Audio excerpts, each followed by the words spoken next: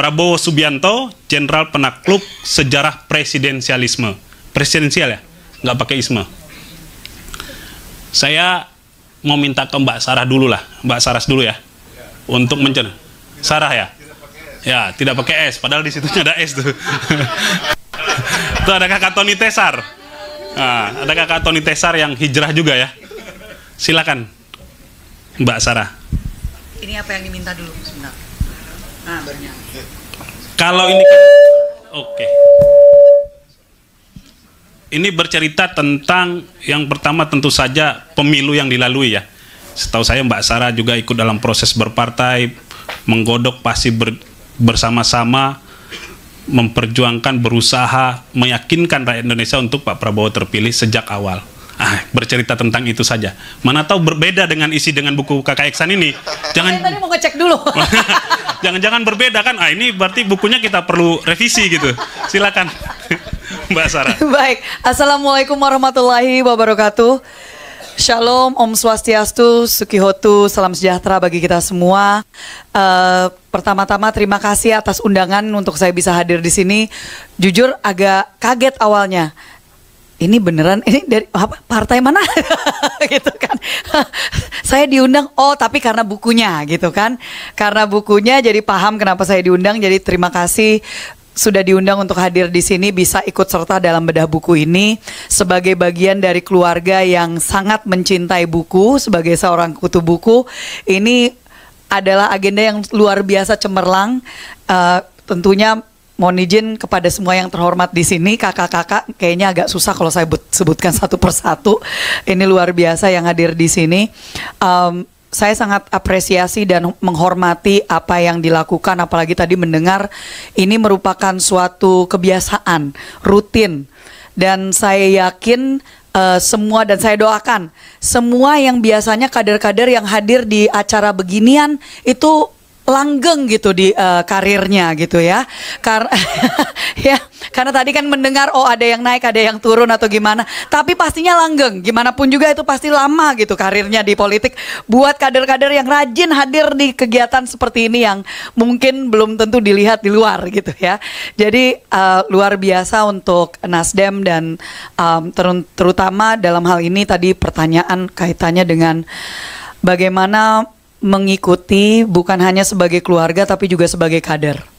Ya, jadi izin memang saya panggilannya Sarah, nama panjangnya Rahayu Saraswati Joyo Hadikusumo. Jadi saya adalah keponakan Pak Prabowo yang sudah dari awal, terutama dari 2008 Gerindra didirikan. Kalau 2004-nya saya masih di luar negeri sebenarnya. Jadi belum begitu aktif pada saat beliau memulai upaya, memulai semangat untuk bisa masuk dalam politik praktis dalam bentuk tentunya mencoba untuk maju sebagai calon presiden.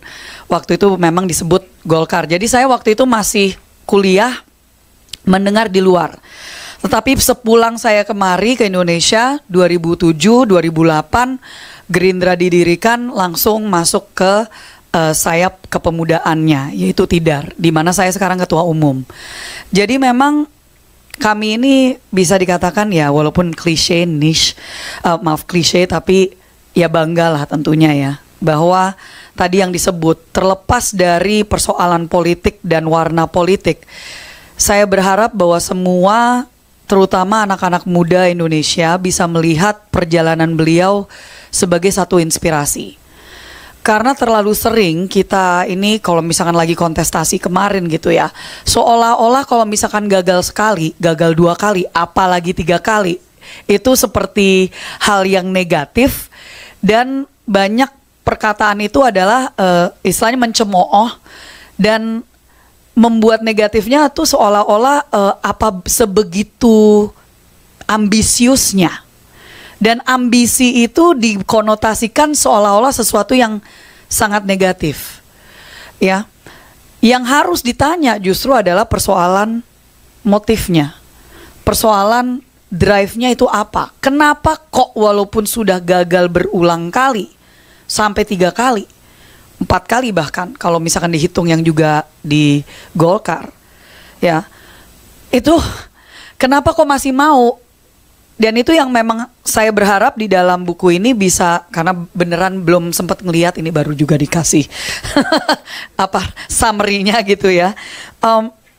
Itu yang saya harap bisa betul-betul dikupas dan dilihat semangatnya itu sebenarnya apa. Dan kalau betul-betul dipelajari sampai melihat bahwa Gerindra punya manifesto waktu Gerindra pertama didirikan. Kita udah punya manifesto dari 2008 yang sampai sekarang konsisten kita. Lalu di setiap kali pemilu kita menerbitkan atau mengeluarkan program kerja sebagai partai. Apa yang mau di-achieve partai dan juga sebagai beliau sebagai calon presiden. Bisa dinilai dan bisa dilihat, silahkan. Apakah konsisten atau beralih? Kalau misalkan teman-teman kakak-kakak di sini dan juga yang join secara daring mengupas itu semua, saya yakin akan terlihat, terutama misalnya soal Danantara sekarang dengan Asta Cita dan seterusnya, itu hanya different form dari apa yang sudah diperjuangkan dari dulu, gitu ya. Dan terutama juga soal Danantara tadi, itu adalah impian dari Profesor Dr. Sumitro Joyo Hadikusumo. Jadi bukan hal baru. Dan kalau misalkan kakak-kakak di sini pernah juga, saya nggak tahu apakah pernah membedah paradoks Indonesianya Pak Prabowo, itu juga dari tahun kapan? Dari 2014 itu selalu, dan kita di diklat kita itu selalu disampaikan tadi. Kak Reri nanya soal leadership, kepemimpinan. Karena kalau misalkan dalam konteks yang berbeda, kayaknya karakternya yang ditampilkan agak berbeda. Tapi jujur, saya tiap kali kalau ditanya sebagai, oh kalau misalkan di keluarga kayak gimana? Gak jauh beda. Gak, jujur, beliau tuh apa adanya ya kayak gitu loh. Lagi mau dinner sama keluarga, ya paling yang dibicarakan beda dikit, tapi humornya tetap sama. Ya sampai istilahnya kalau misalkan dia lagi mau ngomong guyonan yang itu gitu, kita udah hafal gitu. Itu dia bakal ngomong yang itu, udah hafal gitu, karena memang itu yang apa ya, tambah nyaman beliau di suatu tempat dan di hadapan siapa yang hadir di situ pasti guyonannya tambah banyak. Dan itu yang mungkin di sebelum-sebelumnya itu tidak terlihat. Kalau saya sih sebutnya kayak gini. Oposisi mana di dunia ini yang kalau misalkan menyampaikan pidato atau menyampaikan pesan tuh gak koar-koar? Apa yang mungkin orang lihat juga dan konteks. Mungkin itu dulu, karena saya yakin sebenarnya banyak yang mau mendengar lebih. Saya juga penasaran soalnya. Yang ditulis ini apa? Jadi izin kalau nanti saya agak nyuri-nyuri dulu ini. Ngeliat-ngeliat dulu ini kita sengaja meletakkan Kak Eksan ini di terakhir. Siap. Biar tidak menjadi promosi buku. Karena bukunya juga ada di tangan, sedang tidak dijual kan. Nah, gitu. Oh ya, ini bukan untuk dijual. Enggak, kebetulan. Belum. Kalau Mbak Sarah mau pesan harus lewat saya berarti. Karena agak bingung ya, ini kok keluarganya kok nggak dapet gitu. Iya. Secara ya lanjut dulu. Iya, gitu Mbak Sarah. Bang Gaudens, tadi kita berbicara di luar itu sederhana, saya bilang membaca buku ini, saya sebelum membaca buku ini, begitu Sekjen ngasih, saya lihat daftar pustaka. Daftar pustaka, saya lihat apa sih rujukan Kakak Eksan menulis ini. Saya mengantarkan tadi dengan Obama, ternyata minimal ada 16 buku yang ditulis sebelum ini tentang Pak Prabowo.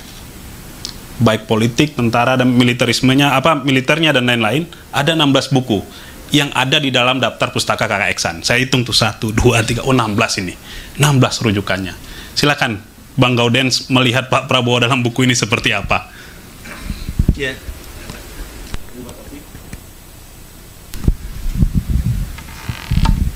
Terima kasih.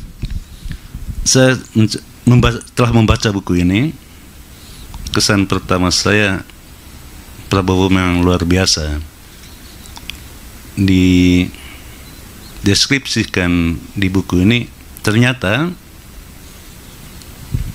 Pak Prabowo itu bercita-cita menjadi presiden itu sejak masih kecil.